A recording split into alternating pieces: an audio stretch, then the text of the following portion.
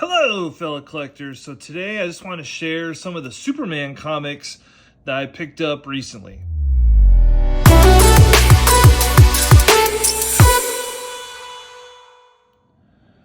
So over the past year, I've been picking up Superman comics here and there when I see some really interesting ones. I've mainly been focusing on the Death of Superman comics.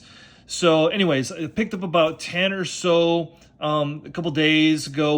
One place was at my local comic book store, and then another place, Second and Charles, here in Charlotte, North Carolina. So anyways, this one I picked up at Second and Charles. I was real excited about this one. First, the cover is just awesome, and I believe this one is from like 1969, so it is now the oldest Superman comic book I have.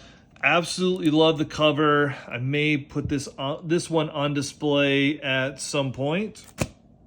And speaking of the Death of Superman, so there's the different Supermen that came out after the death of Superman, and this was one of the guys here, and just an absolute awesome cover. You have the kind of cyborg Superman with the American flag kind of tattered. Just an awesome cover there. This is number 79 of Superman.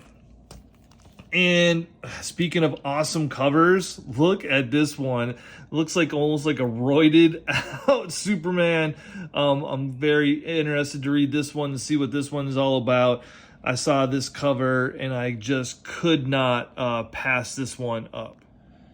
Next one we have is from the Adventures of Superman, number 503. Once again, this is dealing right after the death of Superman himself. And here we have the fake Superman about to, looks like, take out Superboy.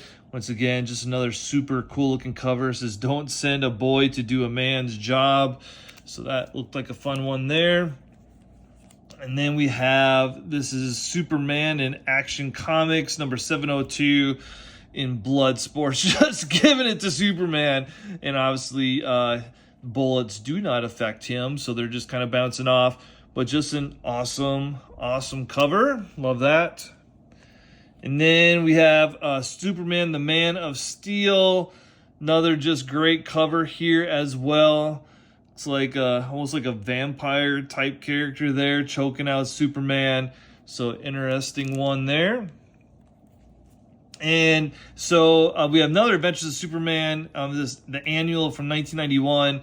I sent a picture of this to my wife, and she's like, "That's not Lois Lane." So I feel like some of these may be a little bit more valuable down the road as Superman gains back in popularity. And then the last one, almost last one, we have the Superboy here. Looks like about to get punched out. She's a knockout, yes. So, and I love how the little Superboy, the title there, is getting all knocked out of shape with Superboy flying backwards. And then, love this one here. Revealed to the world, Superman.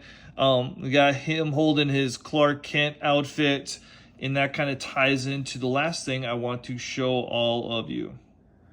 So I picked this up at Heroes Con in Charlotte, North Carolina a few years ago. Piece of art we have here in our den at our house. And I just love how you have the split between Clark and Superman himself. And so with that last comic I showed you, kind of ties in with this piece of art we have here, and absolutely love it. So, I know, especially around the death of Superman, those comics were heavily printed. Still, they're really good comics, very interesting, and I'm sure they'll be, the value of them probably will go up a tad bit here with the new Superman movies coming out. I'm sure James Gunn is going to do a fantastic job with Superman. So might be something you want to look into a little bit. If not for the value, just the covers are so cool with a lot of these Superman comics. And I'm just ready for some real good Superman movies to come out. So if you have any comments, love to see them in the comments below. And otherwise, hope everyone's doing well and happy collecting.